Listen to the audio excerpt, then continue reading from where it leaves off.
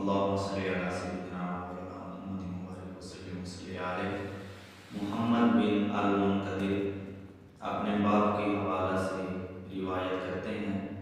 آپ فرماتے ہیں کہ میں اپنے والد محترم کے ساتھ حج بیت اللہ کے سفر پر روانہ ہوا تو فرماتے ہیں کہ سفر کرتے کرتے راستے میں اچانک میرے والد محترم کی طبیعت خراب ہو گئی۔ تو جو ہی طبیعت خراب ہوئی تو میرے والد محترم کا انتقال ہو گیا۔ رات کا وقت تھا، فرماتے ہیں کہ انتقال کے بعد میرے والد محترم کا چہرہ بالکل سیاہ ہو گیا، چہرہ کالا ہو گیا۔ آپ فرماتے ہیں کسی بات پریشانی میں تھا تو اسی پریشانی کے عالم میں مجھے نیند آ گئی۔ فرماتے ہیں کہ نیند میں نے کیا دیکھا کہ ایک خوبصورت بزرگ آئے جن کی داڑھی مبارک بھی سفید ہے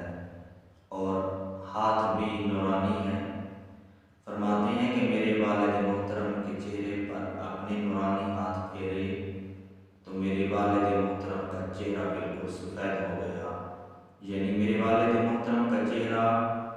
پہلی صورت میں آ گیا۔ فرماتے ہیں کہ میں نے عرض کی کہ آئے پردیس کے عالم میں ہم پر احسان کرنے والی شخصیت، آئے بزرگ بتائیں تو صحیح کہ آپ نے اتنا احسان کیوں کیا کہ میرے والد محترم اگرچہ گناہ گار بھی تھے کہ ان کا چہرہ سیاہ ہو گیا، لیکن یہ کیا معاملہ ہے؟ تو فرماتے ہیں کہ جب خواب میں نے یہ عرض کی تو جواب ملا کہ اے نوجوان،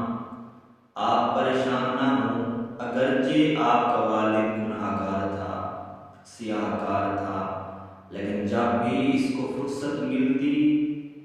تو میں محمد مصطفیٰ صلی اللہ علیہ وسلم کی ذات اقدس کی ہدیہ درود و سلام بھیجتا تھا۔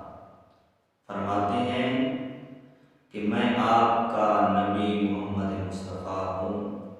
کہ اگر کوئی غلام کسی جگہ پر پریشان ہو اور اس پیارے نبی کو خبر نہ ہو، یہ ہو بھی نہیں سکتا۔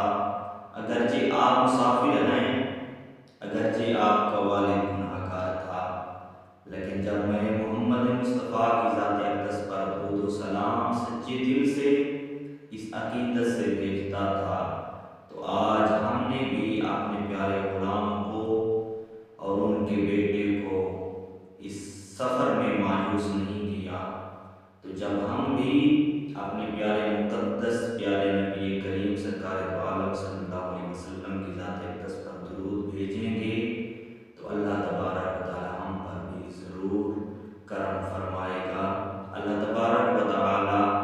پیارے نبی کریم رؤوف الرحیم سرکار دو عالم صلی اللہ علیہ وسلم کی ذات اقدس پر ہمیں بھی ہدیہ درود و سلام عرض کرنے